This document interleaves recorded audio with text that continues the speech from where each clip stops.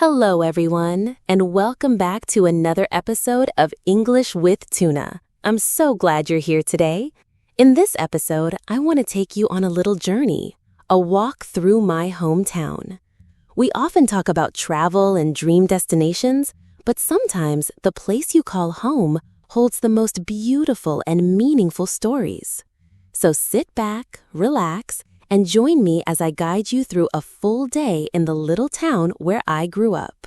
The morning sun in my hometown is something truly special.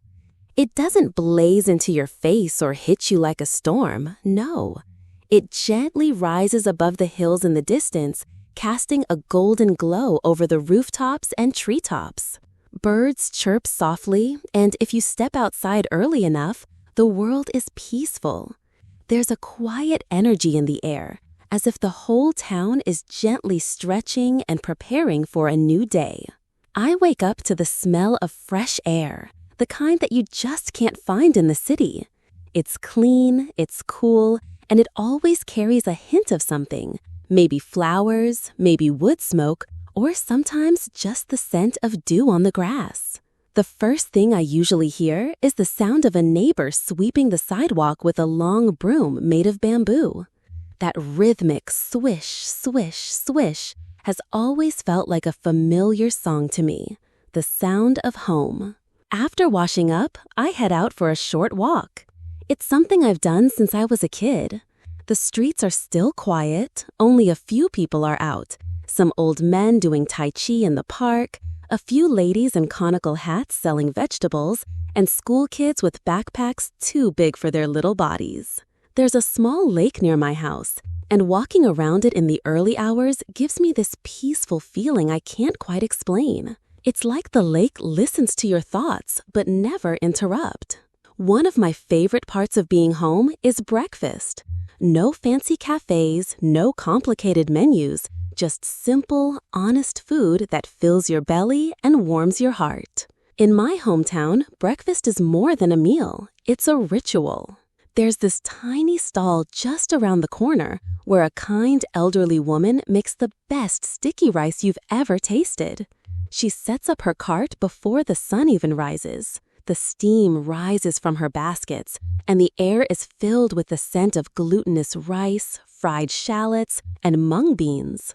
She always greets you with a smile, even if you come every day. It's comforting, like your grandmother making sure you've eaten before you go out into the world. Sometimes I go for noodle soup, hot, flavorful, with thin slices of meat, green onions, and herbs floating on the surface. It's not fancy, but it's satisfying. And it's not just the food, it's the people sitting around me. Everyone says good morning, strangers share tables.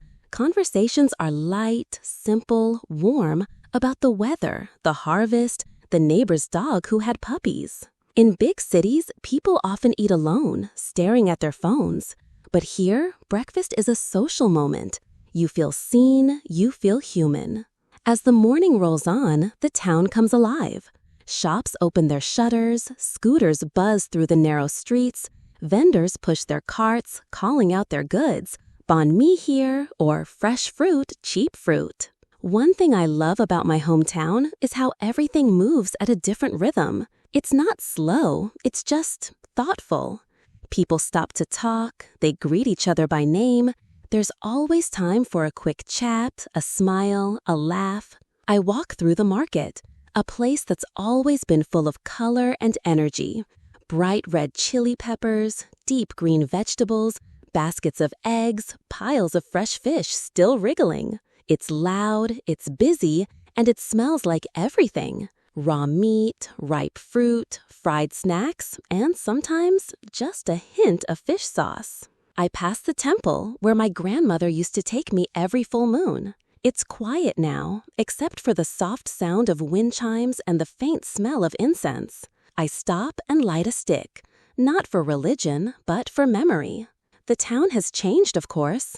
There are more buildings now, kids use smartphones instead of flying kites, but somehow the soul of the place is still here. And every time I walk these streets, I feel like I never really left. After lunch, which is usually a big family affair when I'm home, With rice, vegetables, and a lot of laughter, the town slows down. People rest, shops close for an hour or two. It's the hottest part of the day, and the air gets heavy, almost sleepy. I take this time to visit some old friends or neighbors. We sit on small plastic stools in front of someone's house, sipping iced tea and eating slices of tropical fruit. There's no agenda, no rush, just stories about who got married, who moved away, who just had a baby. In the city, we often forget the value of this kind of connection, of being present, even in silence. Sometimes I walk past my old school. The building still stands, though the paint is faded.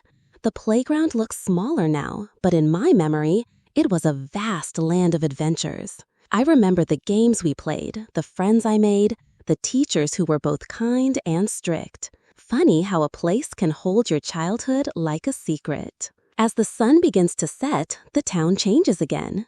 Shadows grow long, the sky turns orange and pink, and the streets start to fill up once more. Evening is when people come out again, to walk, to eat, to enjoy the cool breeze. There's a street near the town center that becomes a food heaven at night.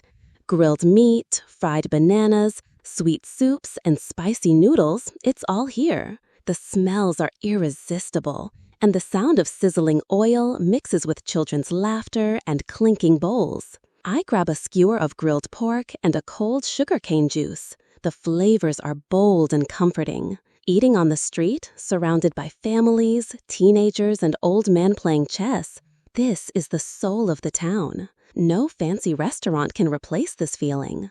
I stop by a small bookstore, one that's been here since I was little. I browse the shelves, touch the old covers, and smile at how some things never change. Even the lady behind the counter still remembers my name.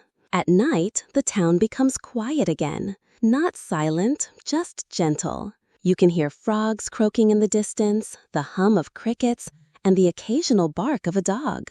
I sit on the porch, sipping warm tea, watching if the lights go out one by one in the neighborhood. Stars appear, and I feel something I don't often feel in the city. Stillness. Being in my hometown reminds me of who I am beneath all the noise. It reminds me of where I come from and why I carry certain habits, values, and dreams. It's easy to forget these things when you're always moving forward. But home has a way of grounding you, of pulling you gently back to center. It tells you you've changed, and that's okay. But don't forget the beginning. So, that's a day in my hometown. Simple maybe, quiet perhaps, but full of life, memories, and meaning.